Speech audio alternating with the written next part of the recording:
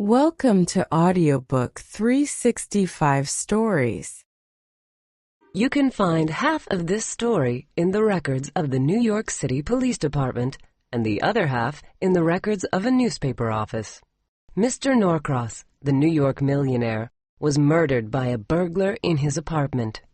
2 weeks later, the murderer met Detective Barney Woods on Broadway.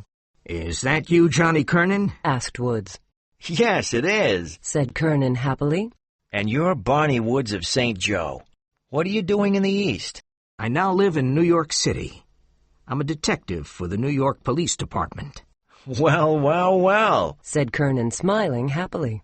"Come into Muller's Cafe," said Woods. "and let's find a quiet table. I want to talk to you, Kernan." It was almost 4 o'clock in the afternoon, and there weren't many people in the cafe. They found a quiet table, and Kernan sat down in front of the detective. Kernan was well-dressed and self-confident. Woods was short, pale, and wore a cheap suit. "What are you doing now?" asked Woods. "You left St. Joe a year before me." "I'm in the gold mining business," said Kernan. "Perhaps I'll open an office here." Well, so old Barney is a New York detective. You were in the police in St. Joe after I left, weren't you?" "Yes, I was there for 6 months. said Woods. And now there's one more question, Johnny. In your other burglaries, you never used a gun. Why did you kill Norcross?" Kernan looked at his drink for a few moments. Then he looked at the detective with a big smile. "How did you discover this, Barney?" he asked with admiration. "I thought I did a perfect job. Didn't I?" Woods put a very small gold pencil on the table. It was a little watch charm. "This is the little charm I gave you when we were in St. Joe. I found it under the table in Norcross's room. Be careful of what you say, Johnny. We were friends once, but now I'm a detective, and I must do my duty. In the state of New York, murderers get the electric chair." Kernan laughed. "I'm lucky, Woods," Kernan said. He put one hand inside his coat. Woods immediately put his hand on his gun. "Put it away," said Kernan.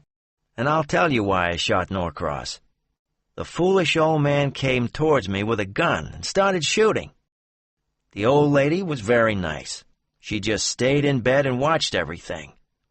I took her $12,000 diamond necklace, and she said nothing. I think she married old Norcross for his money. There were 6 rings, 2 pendants, and an expensive watch. Everything was worth about $15,000. "Don't tell me all this," said Woods. "Oh, it's all right," said Kernan. "Everything is in my suitcase at the hotel. And now I'll tell you why I'm talking. Because it's safe. I'm talking to a man I know. You owe me $1,000, Barney Woods. You won't arrest me." "I remember," said Woods. "You gave me $1,000. One day I'll pay back the money. The $1,000 saved me. They were putting my furniture out on the street when I got home that night." "You're a good, honest man," continued Kernan. "and you can't arrest me because you owe me money." The waiter came and brought them some drinks. Woods looked at the little gold pencil and said, "I can't arrest you. I didn't pay back the $1,000. It's a bad situation for me. But you helped me once, Johnny, and now I must do the same." "I knew it," said Kernan, smiling. "I can judge men, Woods." "I'm silent only because I owe you money. Otherwise you couldn't escape," said Woods. "I know I couldn't," said Kernan. "That's why I knew I was safe with you." "You see, Kernan, I'm a man first, and then a detective. And now I'll let you go, and I'll leave the New York City Police. I'll probably go and drive a truck. I'll never be able to pay back the $1,000. "Oh, you can keep it," said Kernan. "but I know you want to pay it back one day. I was lucky that you borrowed it.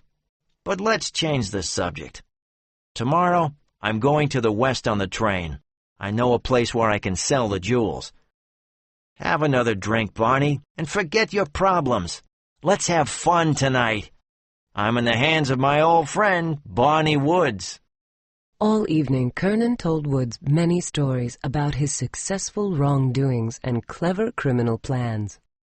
Woods became very irritated by this vicious man. Be very careful, Kernan. The newspapers could write about the Norcross case again, because there were a lot of burglaries and murders in New York this summer. Kernan suddenly became angry. I don't care about the newspapers. What can the newspapers do? They can send reporters and photographers to the scene of the crime. They can write about it, but they can't catch the burglar. Well, I don't know, said Woods slowly. Some newspapers do very good work. There's the Morning Mars, for example. They help to catch a criminal when the police forgot about him. I'll show you, said Kernan, getting up confidently. I'll show you what I think of newspapers in general, and the Morning Mars in particular. There was a telephone booth near their table. Kernan went inside the booth and left the door open. He found a number in the telephone book and phoned. Woods sat quietly and looked at Kernan's cold and arrogant face.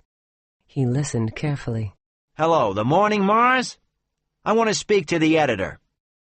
He waited a few moments with his vicious little smile. Are you the editor?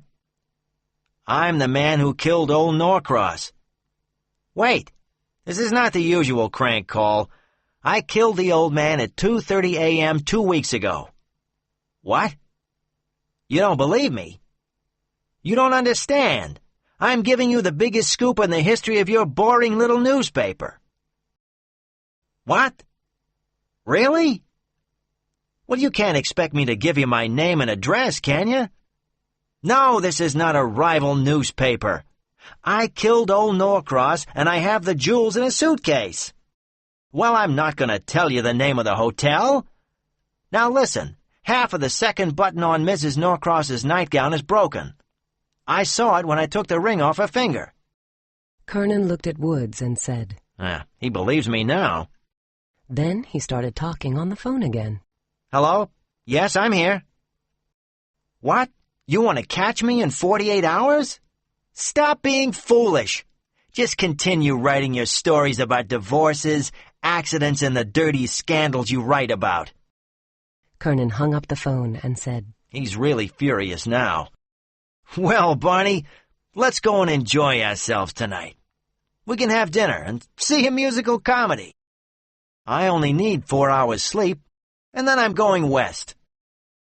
Kernan and Woods had dinner in a Broadway restaurant and went to see a musical comedy. Kernan spent a lot of money. At 3:30 in the morning, they went to an all-night cafe. Kernan continued talking in his fast, arrogant manner. Woods listened and thought sadly about the end of his career as a detective. But suddenly, his eyes became bright. I wonder if it's possible, he thought. I wonder if it's possible. Outside, it was early morning. The big city was waking up. Woods could hear the first noises of the day. One of the noises was the cries of the newspaper boys with the latest news, the clarion call. Woods gave 10 cents to a waiter and said, Buy me a Morning Mars, please. When he got the paper, he looked at the first page. Then he took a page out of his notebook and began writing with a little gold pencil. What's the news? Asked Kernan. Woods showed him the piece of paper.